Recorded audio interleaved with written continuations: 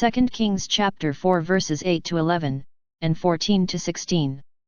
Elisha is a holy man of God, let him remain.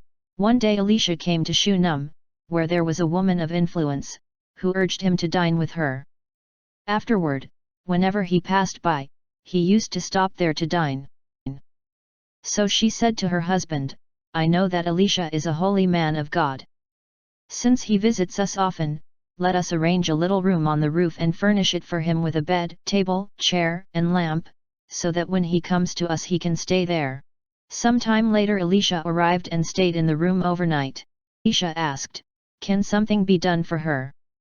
His servant Gehazi answered, Yes. She has no son, and her husband is getting on in years. Elisha said, Call her.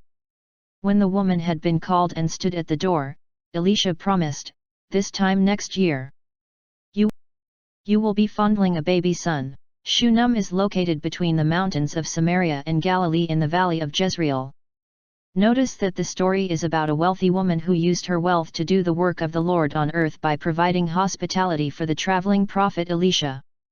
Roofs in ancient Israel were typically flat and served as inns for family gatherings and special events and providing among other things temporary guest accommodations. Elisha enjoyed her hospitality and housing, so in return he wanted to do her a favor.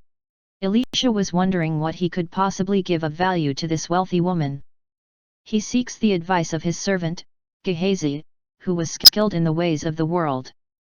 Gehazi recognized the realities of the culture, and the times in that a woman's worth, her value was a function of her being protected, and cared for by a male, thus he recommended that since her husband was old, a son would be of greatest value. Just like Sarah, Abraham's wife, she didn't believe that she would give birth to a son. Just like Sarah, she marveled at God's works. Much later in the New Testament we hear Jesus comment on the Father's abilities when he says, With men this is impossible, but with God all things are possible.